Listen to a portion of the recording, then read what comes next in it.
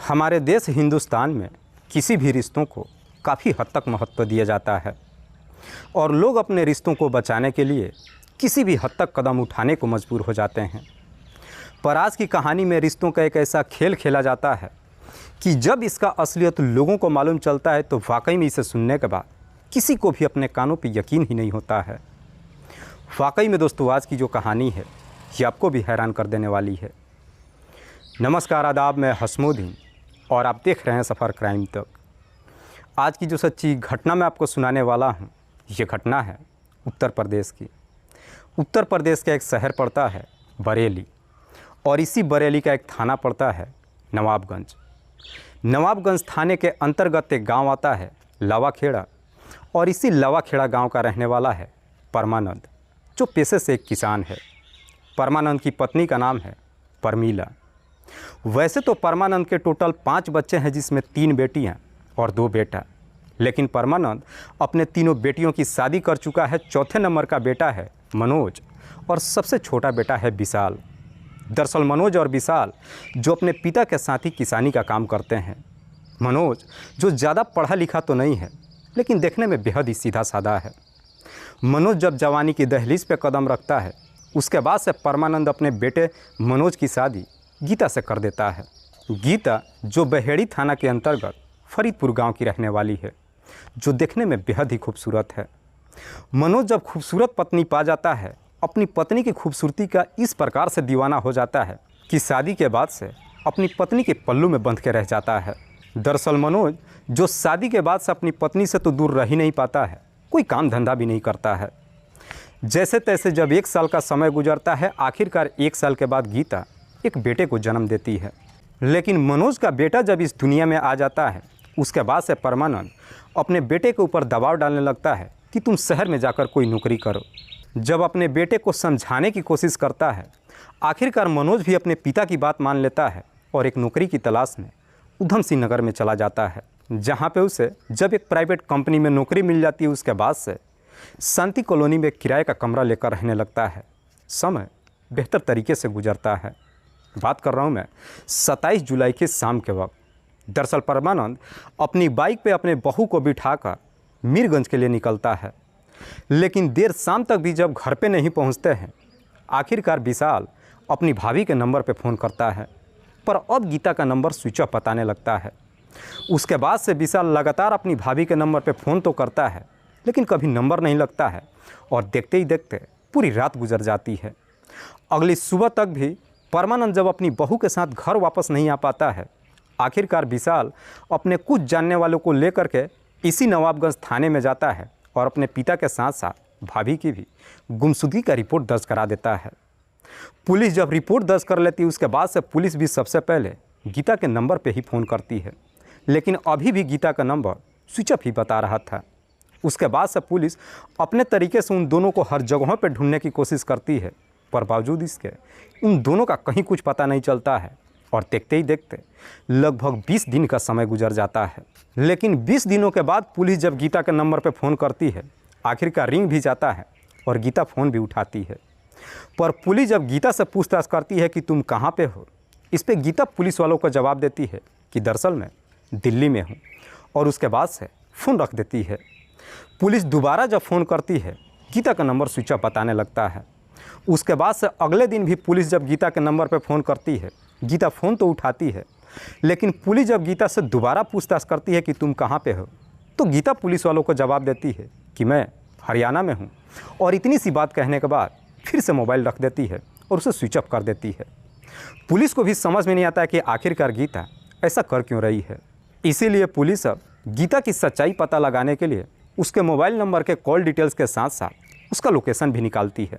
दरअसल गीता का लोकेशन जो मीरगंज थाना के अंतर्गत ही दिखाई दे रहा था, जिससे साफ मालूम चल जाता है कि गीता पुलिस वालों से झूठ बोल रही थी। पुलिस जब गीता के मोबाइल नंबर का कॉल डिटेल्स चेक करती है, तो मालूम चलता है कि उसमें एक ऐसा नंबर था जिस पे गीता सबसे ज़्यादा बात करती थी। पुलिस जब उस नंबर का डिटेल्स निकालती है, तो मालूम चलता है कि वो नंबर गीता की बड़ी बहन ललिता का है। ललिता के पति का नाम है प्रमोद, जो मीरगंज का ही रहने वाला है। इसीलिए पुलिस ललिता के साथ साथ उसके पति को भी थाने में बुलाती है और फिर ललिता से उसकी बहन गीता के बारे में पूछताछ करती है। पुलिस जब ललिता के ऊपर दबाव डालना शुरू करती है, आखिरकार ललिता भी मजबूर होकर के गीता का एड्रेस बता देती है। दरअसल गीता वाकई में मीरगंज के एक किराए के कमरे में रह रही थी। पुलिस को जब गीता का एग्जैक्ट एड्रेस मिल जाता है, उसके बाद सब पुलिस 21 अगस्त को अपने टीम के साथ उस लोकेशन पे जाती है, जहाँ पे पुलिस को गीता के साथ साथ एक और व्यक्ति भी मिलता है, जिसका नाम है रामचंद्र मौर्य, जो मीरगंज का ही रहने वाला है। उसके बाद से पुलिस रामचंद्र के साथ साथ गीता को भी हिरासत में लेकर थाने में पहुंच जाती है और सबसे पहले पुलिस गीता से सवाल करती है कि तुम्हारा ससुर परमानंद कहाँ पे है। इस पे गीता पुलिस वालों को जवाब देती है कि साहब, मेरा ससुर अब इस दुनिया में नहीं है। दरअसल हम दोनों ने मिलकर उसकी हत्या कर दिया है।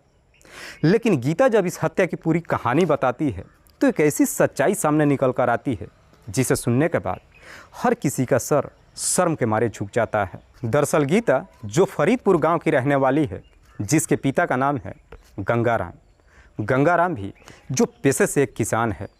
गंगाराम के भी टोटल 5 बच्चे हैं, जिसमें 3 बेटी हैं और 2 बेटा है। पहली बेटी की शादी कर चुका है और दूसरी नंबर की है गीता। दरअसल गीता जो अपने भाई बहनों से बिल्कुल अलग है।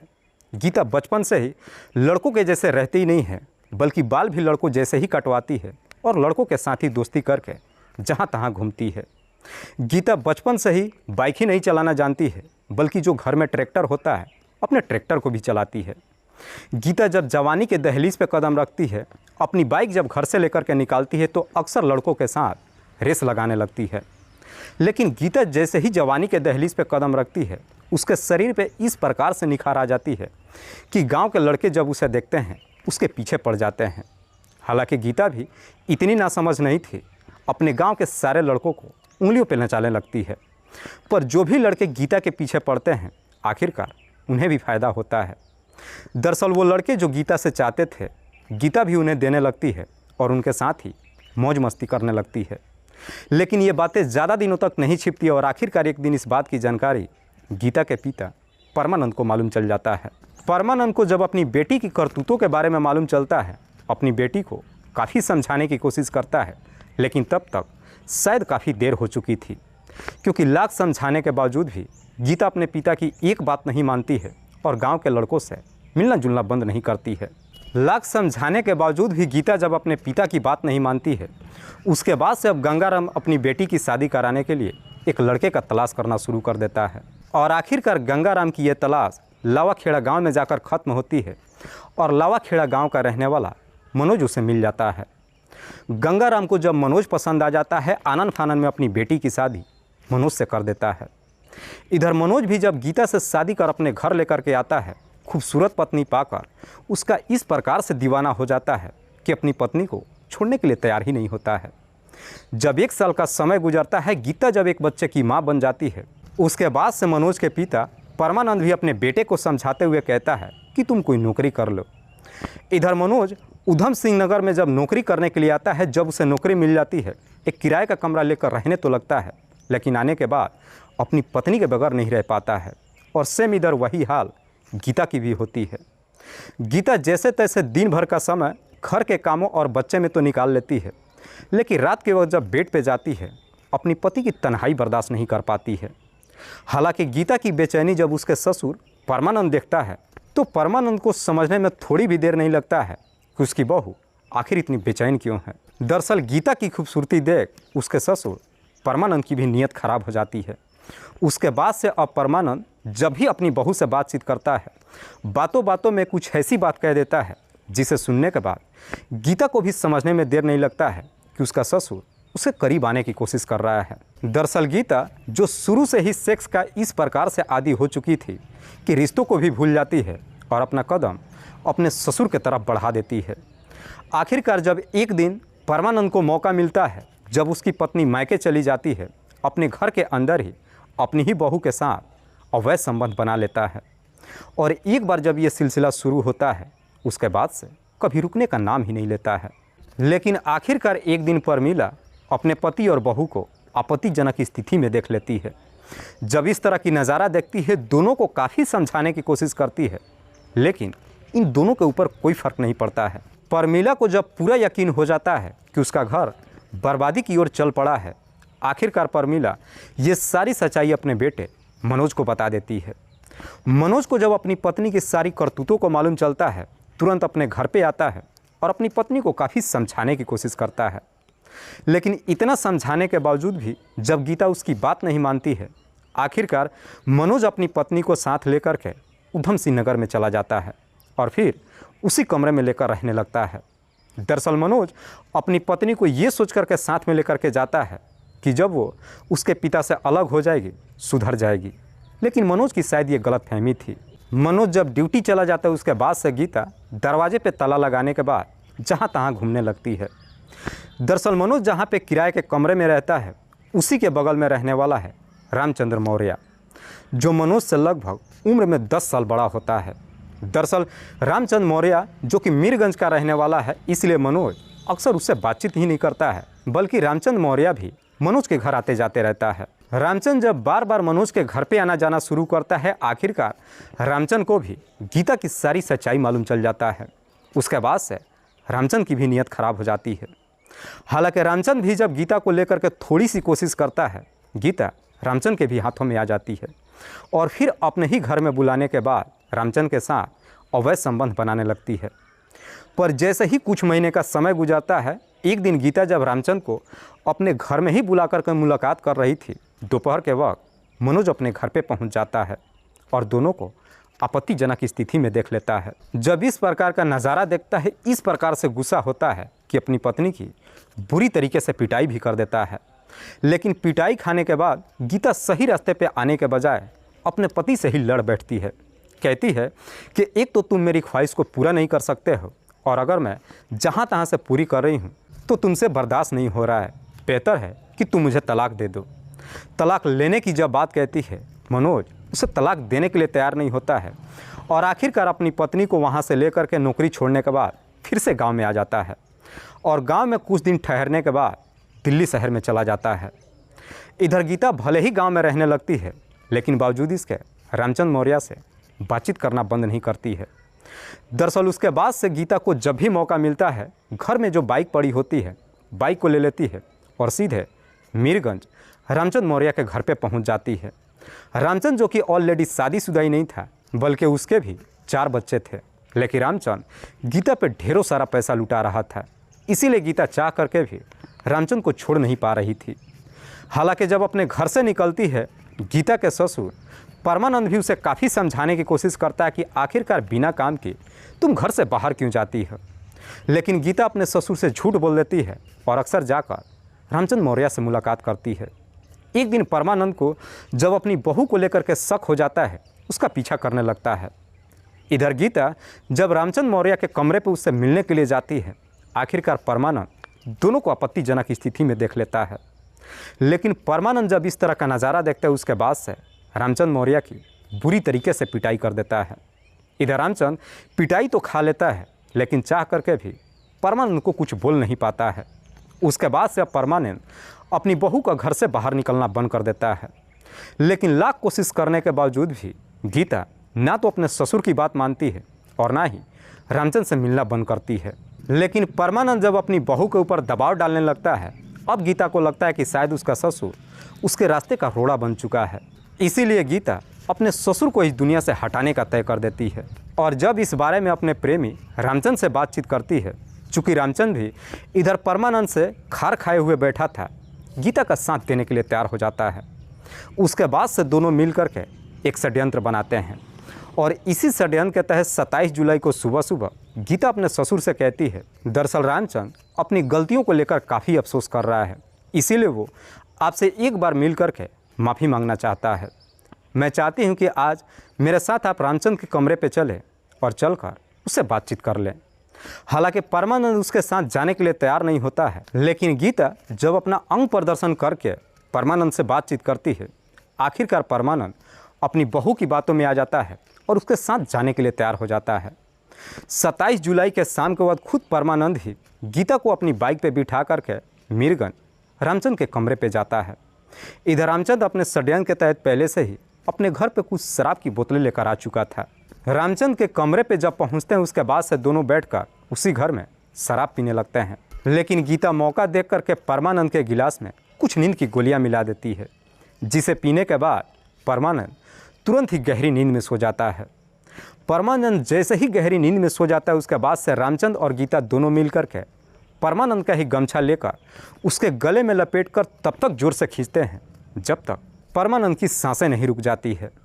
परमानंद की जब मौत हो जाती है, उसके बाद से रात्रि होने का इंतज़ार करते हैं।